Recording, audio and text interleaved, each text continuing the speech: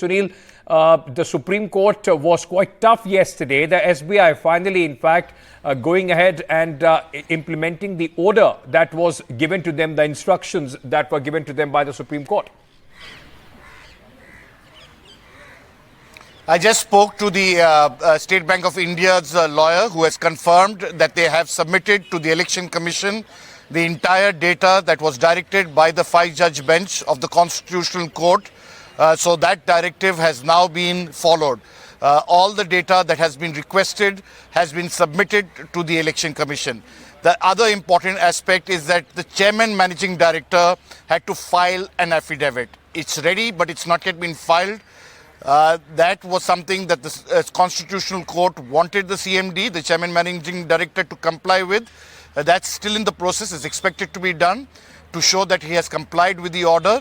And if it has not been followed, you heard the Constitutional Court being extremely tough, saying that they would use and follow contempt proceedings if it does not comply with it.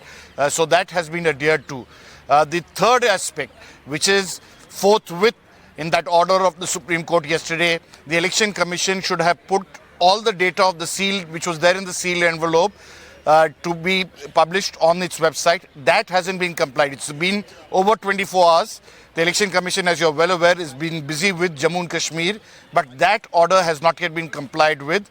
We are still awaiting a confirmation from the Election Commission about whether they will comply with that or they will do it along with the other data on the Friday evening. So that's another aspect that we're still waiting for clarity. Right. This information that the State Bank of India has now given the Election Commission will have to be published on the Election Commission website on Friday by 5 o'clock.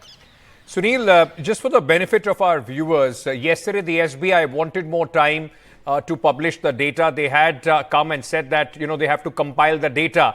Every entry has to be matched. What exactly did the Supreme Court ask them to do yesterday, and what kind of data have they given to the Election Commission of India? See, there are two types of data that are there. One is the data where you have actually bought electoral bonds, that list with KYC. That data will be put. There's also a list which will show that who all have encashed the political parties that have encashed the bonds. This is approximately 9,000 crores of rupees, 6,500 to the BJP and the rest for the other political parties. All that data will now be made public.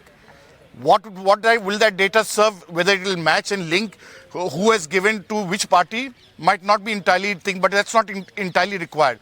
The real reason is you will find out whether there were shell companies, whether any company has got quid pro quo in terms of government projects, whether there were any investigations going on. It's a data mine. It's a data information. It's for data analysts as well as people who are keen on accountability and transparency. That's right. They will be able to decipher this data to the best possible to explain to the public at large ahead of elections how have political parties made their money, how are they spending crores of rupees, how are they hiring such huge big spending so much of money across and all those aspects will now be able to do. So the means and the ends will be really explained to a great extent.